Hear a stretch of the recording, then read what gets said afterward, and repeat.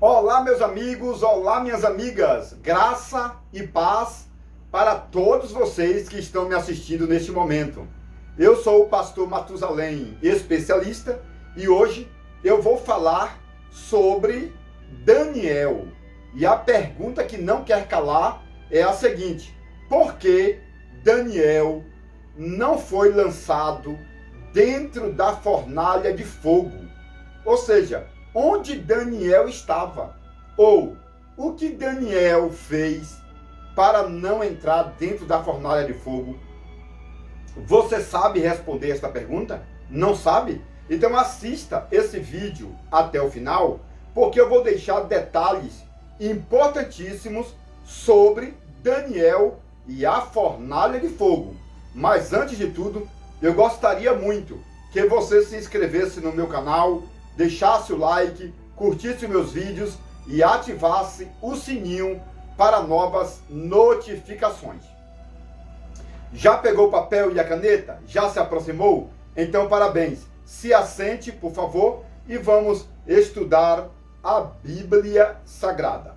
Pessoal, a Bíblia diz que Nabucodonosor invadiu Jerusalém por 3 vezes e levou Daniel, Sedraque, Mesaque e Abednego para a Babilônia. E também levou Ezequiel.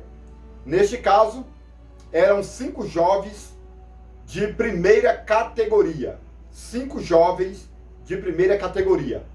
Ezequiel, Daniel, Sedraque, Mesaque e Abednego.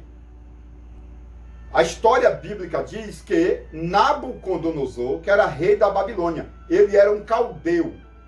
Então esse Nabucodonosor sonhou com uma imagem gigantesca. A imagem tinha a cabeça de ouro, os ombros de prata, o ventre era de bronze e as pernas da estátua era de ferro e de material mais simples. Só que esta imagem, essa estátua, era toda revestida de ouro. Depois desse sonho, Nabucodonosor fez uma imagem semelhante a esta imagem do sonho e colocou lá na terra de Durã, ou Durá, que ficava a 10 quilômetros da Babilônia. E então, pessoal, Nabucodonosor fez um decreto dizendo que todas as pessoas, inclusive a liderança, deveria se prostrar diante da imagem, diante da estátua. Porque muitas pessoas dizem que essa imagem tinha semelhança do pai de Nabucodonosor. Outros estudiosos dizem que esta imagem era uma imagem de uma deusa, esposa de Nabucodonosor. Você sabe o nome da esposa de Nabucodonosor? Não sabe? Então, no outro vídeo eu vou estar falando o nome da esposa de Nabucodonosor. Então, tudo sobre Nabucodonosor e sobre a biografia de Daniel, eu vou deixar no outro vídeo. Porque nesse vídeo eu vou falar sobre Daniel. E aí vai surgir a pergunta: por que que Daniel não foi lançado dentro da fornalha de fogo? Onde Daniel estava no momento que Sedraque, Mesaque e Abednego foram lançados dentro da fornalha de fogo? Você sabe? Não sabe? É exatamente isto que estaremos estudando a partir de agora. Eu prometo. Pegue o papel, pegue a caneta e chega mais. Então, pessoal, na verdade, existem vários pontos de vistas. Ou seja, existem várias possibilidades da ausência de Daniel. Daniel não estava presente lá dentro da fornalha de fogo, tá bom? Daniel não estava presente. Mas aí, pessoal, vai existir vários pontos de vista. Por que que Daniel não estava presente? Então, pessoal, existe algumas pessoas no Brasil, aqui no Brasil, que dizem que Daniel se prostrou diante da estátua. Eles falam: olha, Daniel se prostrou diante da estátua e não foi lançado dentro da fornalha de fogo. Somente Sedraque, Mesaque e Abednego, que não se prostraram, é que foram lançados dentro da fornalha de fogo. Meu amigo, a Bíblia não diz que Daniel se prostrou diante da imagem. Eu também não acredito nessa possibilidade. Eu, pastor Matusalém, especialista, não acredito que Daniel se prostrou. Muita gente fala que Daniel se prostrou. Eu não acredito. Porque Daniel era um judeu fiel. Então jamais Daniel se prostraria diante da imagem que Nabucodonosor fez. Tá bom? Portanto, essa primeira opção já está descartada. Vamos riscar a primeira opção.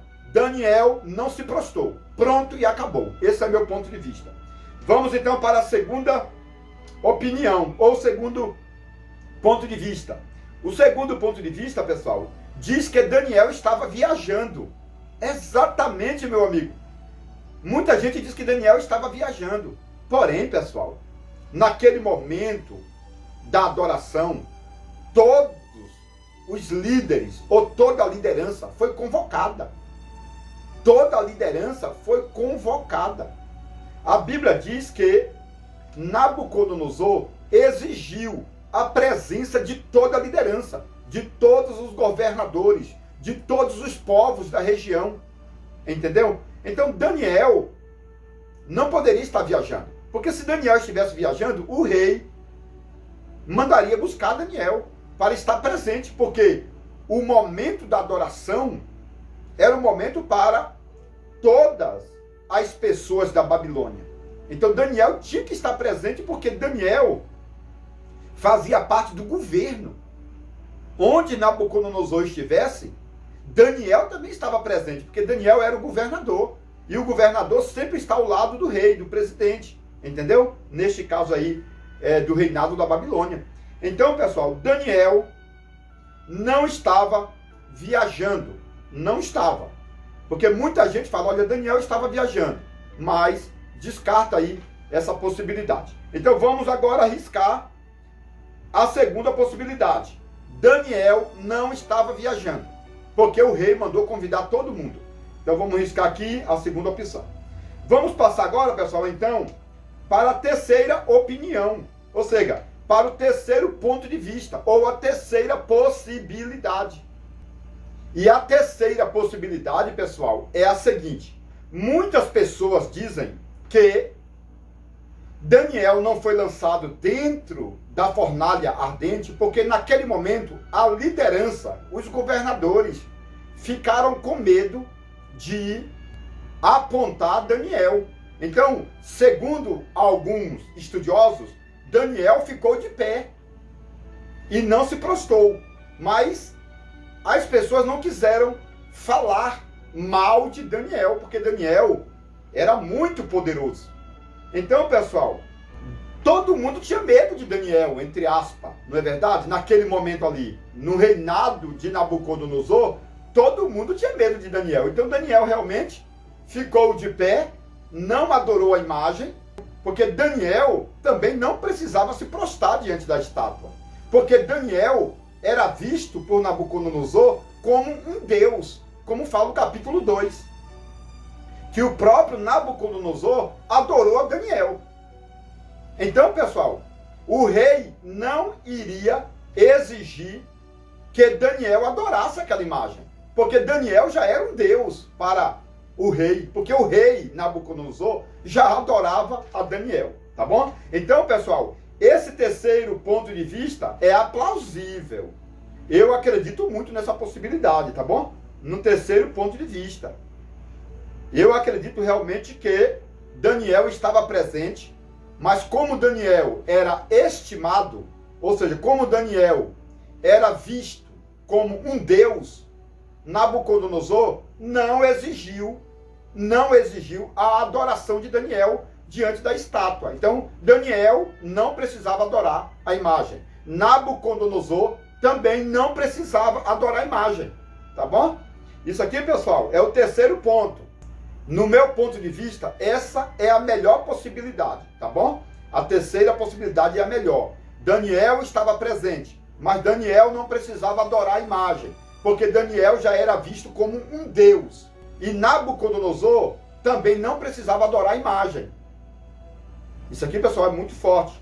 E poucas pessoas sabem disso, tá bom? Então anota aí a terceira possibilidade.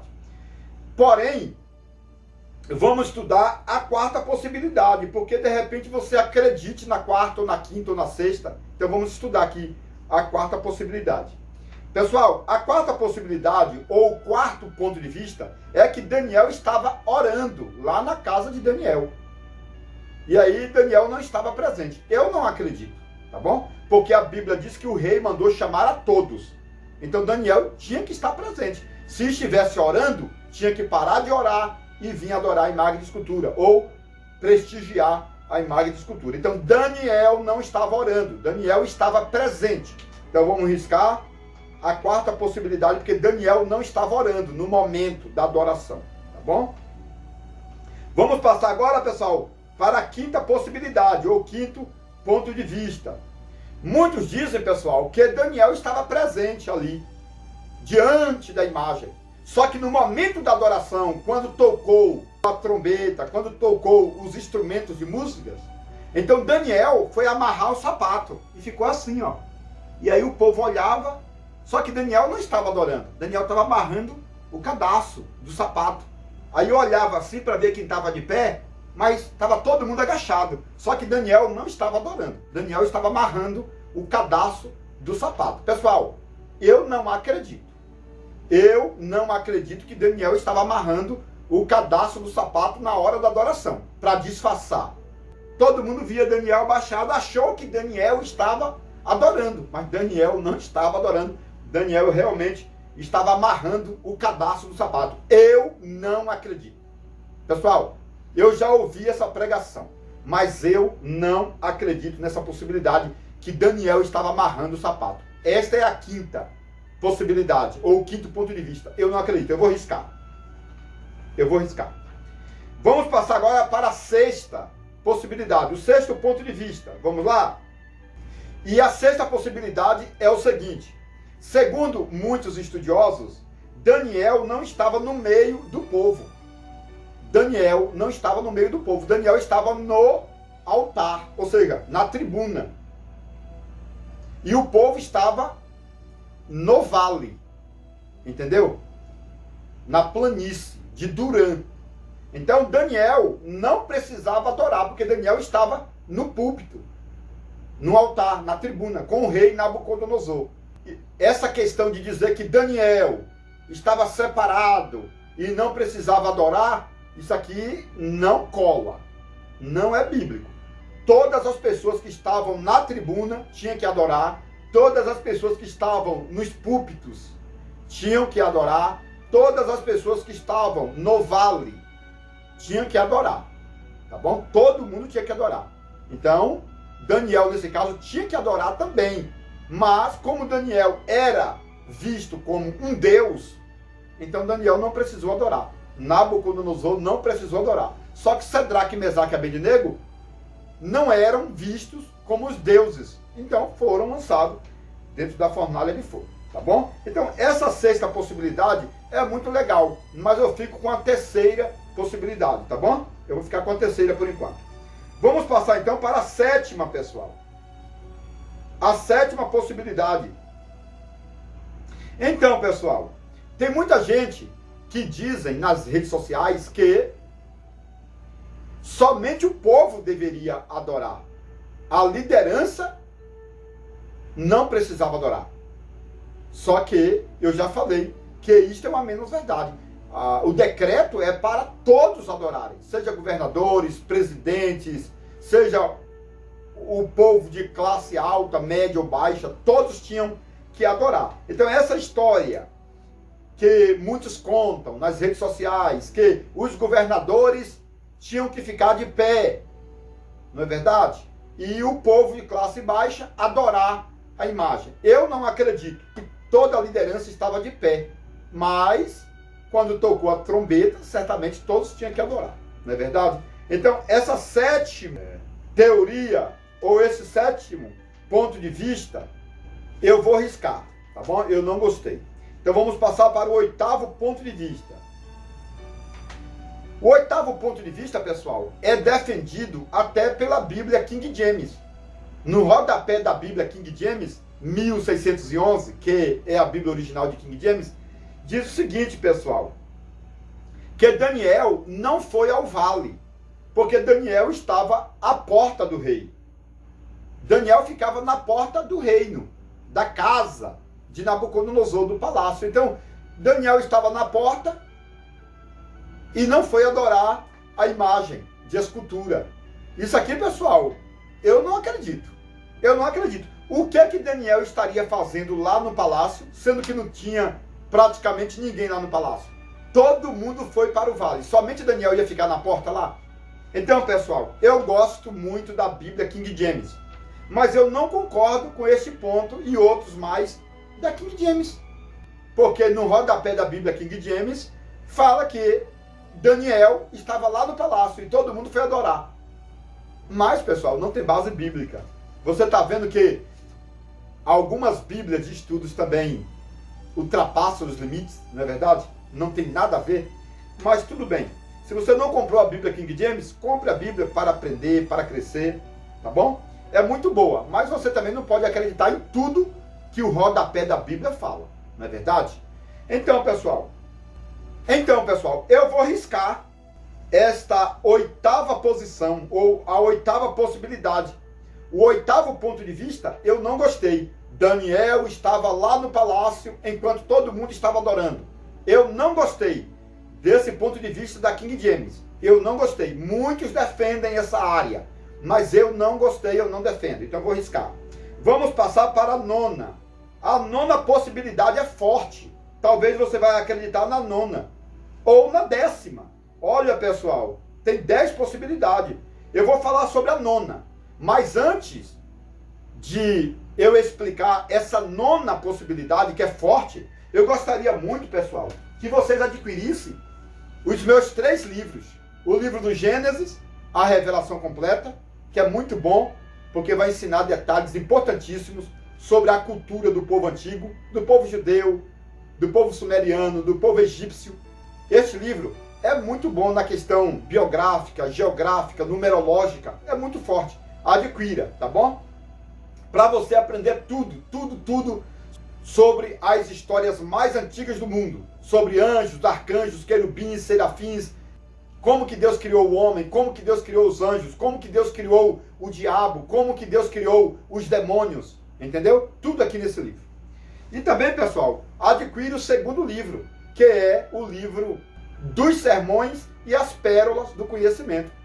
Olha, este livro é maravilhoso, porque contém 720 páginas, mais de 50 sermões com detalhes, apresentando os 7 parágrafos da hermenêutica bíblica, com começo, meio e finalização para todos os sermões, com histórias antigas que ninguém nunca falou no Brasil. Então, adquira esse segundo livro, para você continuar crescendo como um pregador de primeiro mundo, tá bom? E esse terceiro livro, pessoal, o terceiro livro é o livro ministerial A Olaria de Obreiros. Meu irmão, esse livro, Olaria de Obreiros, é maravilhoso, porque vai te ensinar a ser um obreiro de verdade. Diácono, diaconisa, presbítero, ancião, bispo. Você vai saber a idade correta para a consagração de cada pessoa, qual é o óleo correto para a consagração, qual o tipo de roupa que os obreiros judeus usavam, os gregos, os latinos. Meu amigo, esse livro é poderoso. E além de tudo, existem muitas mensagens, muitos sermões para você continuar crescendo na graça e no conhecimento. Tá bom? Você vai saber tudo sobre o apóstolo Paulo, sobre Gamaliel, sobre a família de Gamaliel. Isso que é muito importante. Você vai saber tudo sobre os pais do apóstolo Paulo, a noiva, ou seja, a esposa do apóstolo Paulo, aqui vai falar, o cunhado do apóstolo Paulo, vai falar o nome do cunhado, o nome da esposa do apóstolo Paulo, vai falar o nome do sogro do apóstolo Paulo. Tudo aqui, meu irmão, neste livro, tá bom? Adquira então esse terceiro livro, porque agora, pessoal, eu vou terminar o meu vídeo falando sobre as 10 possibilidades da ausência de Daniel lá na fornalha de fogo, entendeu? Então, pessoal, a primeira possibilidade é que Daniel se prostrou. Eu não acredito, tá bom? Que Daniel adorou, eu não acredito. A segunda possibilidade é que Daniel estivesse viajando. Eu também não acredito porque o rei mandou chamar todo mundo. Então, Daniel teve que voltar da viagem. Tá bom? A terceira possibilidade é que a liderança ficaram com medo. Daniel ficou de pé, mas a liderança ficou com medo de acusar a Daniel. Essa é a terceira possibilidade. Tá bom? A quarta possibilidade é que Daniel poderia estar orando lá na casa de Daniel. Porque Daniel orava 3 vezes ao dia. Eu não acredito. Daniel tinha que parar de orar e ir para a adoração. A quinta possibilidade, pessoal, diz que no momento da adoração, Daniel não se prostrou. Daniel se agachou para amarrar o cadastro do sapato. Entendeu? E aí todo mundo achou que Daniel estava adorando. Pessoal, eu não acredito que Daniel estava amarrando o sapato. Tá bom? A sétima possibilidade é que todos os governadores tinham que ficar de pé. E todo o povo tinha que adorar a imagem de escultura. Eu não acredito. Porque a Bíblia diz que todas as pessoas, de grande a pequeno, deveriam adorar a imagem de escultura. A oitava possibilidade é que Daniel estava lá no palácio, na porta do rei. Tá bom? Daniel estava lá na porta do rei. Porque este era o ofício de Daniel. Ficava na porta do rei, guardando a entrada do palácio da casa do rei. Então, nesse momento da adoração, Daniel estava lá em casa, na casa do rei. Eu não acredito, pessoal. Tá bom? Eu não acredito. Então, vamos passar agora, pessoal, para a nona possibilidade. Tá bom? Eu parei na oitava, agora vamos para a nona. Daniel estava observando se alguém ficaria de pé. Então, a nona possibilidade é a seguinte. O rei Nabucodonosor falou, olha, Daniel, você não precisa se prostrar. Você vai ficar no meio do povo como um guarda, olhando para ver se alguém vai me desobedecer. Então, Daniel, naquele momento, recebeu o ofício de observar, entendeu? Se alguém ia ou não ficar de pé. Então, tem essa nona possibilidade. Esta é a nona possibilidade. Daniel, no momento, não se prostrou porque estava atocalhando, estava observando se alguém estava de pé no meio da multidão para falar para o rei, olha, rei, Sedraque, Mesaque e Abednego não se prostraram. Então foi Daniel que fuxicou, né? Daniel virou um fuxiqueiro nesse caso. Daniel foi lá para o rei e falou, olha, rei Nabucodonosor, eu tenho 3 amigos, Sedraque, Mesaque e Abednego, e eles não se prostraram. Vamos colocar Sedraque, Mesaque e Abednego na fornalha de fogo. Será mesmo que foi Daniel que mandou jogar Sedraque, Mesaque e Abednego dentro da fornalha de fogo? Será que Daniel foi o maior fuxiqueiro de toda a história? Meu irmão, eu não acredito nesta nona possibilidade. Eu vou arriscar. Essa nona possibilidade eu não acredito. Tá bom? Então vamos passar para a 10ª e última possibilidade. A 10ª e última possibilidade, pessoal, é muito legal. É muito legal. Porque tem uma história antiga que diz que a esposa de Ezequiel morreu. Você sabe que Ezequiel era amigo de Daniel. Então, pessoal, a esposa de Ezequiel morreu. E Ezequiel estava a 450 quilômetros ao norte. Então, quando a esposa de Ezequiel morreu, Ezequiel foi até o rei Nabucodonosor e falou, olha, rei, o meu amigo Ezequiel ficou viúvo, eu preciso visitá-lo. Então o rei deu uma carta para Daniel ir até a cidade de Quebar, onde Ezequiel estava com os cativeiros. E então, pessoal, Daniel pegou a carta de recomendação do rei Nabucodonosor e foi para a casa de Ezequiel, consolar Ezequiel, tá bom? E, por isto, Daniel não estava presente no momento da adoração, tá bom? Tá entendendo? Aí é claro que você vai perguntar, pastor, qual era o nome da esposa de Ezequiel? Pessoal, tá aqui no livro. O nome da esposa de Ezequiel, tá aqui. Pastor, como que a esposa de Ezequiel morreu? Tá aqui no livro, tá bom? Então, pessoal, volte esse vídeo e comece a assistir de novo, porque eu acredito na terceira ou na 10ª possibilidade. tá bom? Eu realmente acredito na terceira possibilidade ou na 10ª. Então, meu amigo e minha amiga, eu vou finalizar esse vídeo com os 3 livros em mãos, aguardando a sua ligação, tá bom? Ligue imediatamente para adquirir esses 3 livros. Então, pessoal, eu estou aguardando a sua ligação e que Deus te abençoe no nome de Yeshua HaMashiach, Jesus de Nazaré. Atenção, alunos e mestres, doutores e doutorados. O segundo livro do pastor Matusalém Especialista já está na pré-venda e você já pode adquiri-lo. O Livro dos Sermões e as Pérolas do Conhecimento. Uma obra magnífica com mais de 700 páginas repletas de detalhes hebraicos, aramaicos e gregos que trazem a evidência da história bíblica e extras bíblicas mais antigas do mundo. Este livro apresenta 50 sermões com milhares de particularidades textuais, temáticos e expositivos, levando em consideração os 7 parágrafos da hermenêutica bíblica, como, por exemplo, título, tema, texto, introdução, tópicos, conclusão e apelo. No Livro dos Sermões, você vai encontrar detalhes culturais, biográficos, geográficos e linguísticos que a maioria dos estudiosos brasileiros nunca ouviu falar. São centenas de informações históricas, mostrando o passado, o presente e o futuro de vários personagens da Bíblia Sagrada, tanto do Antigo como do Novo Testamento. Quero antecipar que verdadeiro sermão é formado com começo, meio e finalização. Portanto, este livro dos sermões é essencial para que todos os leitores continuem fazendo sermões, mensagens e palestras diferenciadas e continue crescendo na graça e no conhecimento.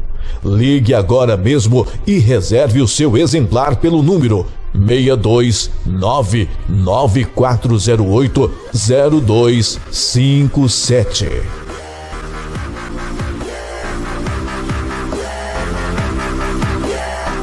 Você que gosta de conhecimento profundo, agora você pode adquirir o livro mais importante de todos os tempos, As Revelações Completa do Livro de Gênesis, por Matusalém Especialista. Nele você poderá encontrar mais de 1000 detalhes relacionados ao Antigo e Novo Testamento, como por exemplo, onde Deus morava antes da criação do céu e da terra.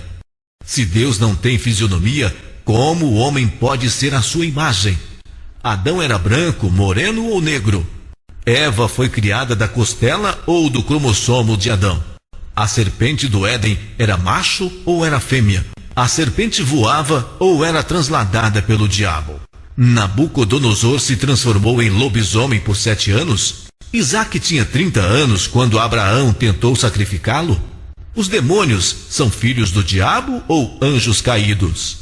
Este livro é importantíssimo e abrange mais de 1000 detalhes, tanto do Antigo como do Novo Testamento. Atenção, líderes e liderados! O livro mais esperado de todos os tempos foi publicado.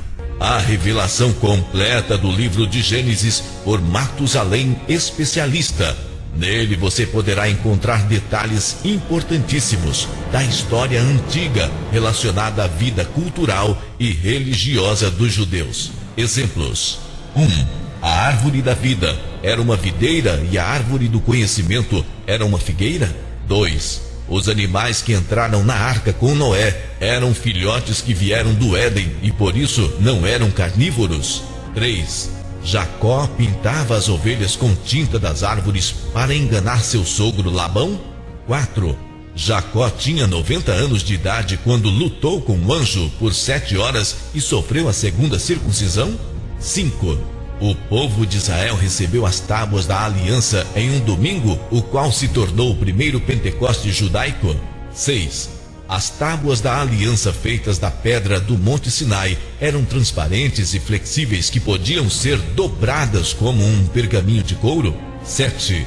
Israel cortou e transportou a pedra de Meribá que jorrava água. Qual era o real tamanho desta pedra? Era leve ou pesada? 8.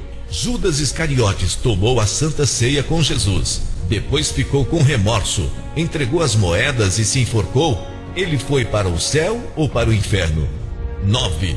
O arrebatamento da igreja vai ter um período de 12 horas e vai acontecer 40 dias depois da ressurreição dos mortos. Este livro é importantíssimo e abrange mais de 1000 detalhes, tanto do Antigo como do Novo Testamento. Mais informações pelo telefone 629-9408-0257. Atenção, líderes e liderados. O livro mais esperado de todos os tempos foi publicado. A revelação completa do livro de Gênesis por Matusalém, especialista. Nele você encontrará assuntos preciosos de toda a Bíblia Sagrada, como por exemplo, João Batista era filho de Elias por descendência? Existem 7 céus e 7 tempos no universo? A serpente do Éden foi adotada pelo diabo e se transformou em um dragão vermelho? O Lago de Fogo é um planeta ou um fogo consumidor? Davi tinha 25 anos de idade quando matou o gigante Golias, de 250 anos? A Arca da Aliança foi feita da madeira da sarça ardente? Pedro andou sobre as águas congeladas ou Pedro ficou leve e flutuou? Haverá casamento e família na Nova Jerusalém? O maná tinha 70 sabores diferentes? Qual era o real peso da cruz? E Jesus andou quantos quilômetros com a pesada cruz? Este livro é importantíssimo e abrange mais de 1000 detalhes, tanto do Antigo como do Novo Testamento. Mais informações pelo telefone 629-9408-0257 ou 629-9372-7723. Atenção, líderes e liderados. O livro mais esperado de todos os tempos foi publicado. A revelação completa do livro de Gênesis por Matusalém, especialista. Nele você encontrará assuntos preciosos de toda a Bíblia Sagrada, como por exemplo, João Batista era filho de Elias por descendência? Existem 7 céus e 7 tempos no universo? A serpente do Éden foi adotada pelo diabo e se transformou em um dragão vermelho? O Lago de Fogo é um planeta ou um fogo consumidor? Davi tinha 25 anos de idade quando matou o gigante Golias, de 250 anos? A Arca da Aliança foi feita da madeira da sarça ardente? Pedro andou sobre as águas congeladas ou Pedro ficou leve e flutuou? Haverá casamento e família na Nova Jerusalém? O maná tinha 70 sabores diferentes? Qual era o real peso da cruz? E Jesus andou quantos quilômetros com a pesada cruz? Este livro é importantíssimo e abrange mais de 1000 detalhes, tanto do Antigo como do Novo Testamento. Mais informações pelo telefone 629-9408-0257 ou 629-9372-7723.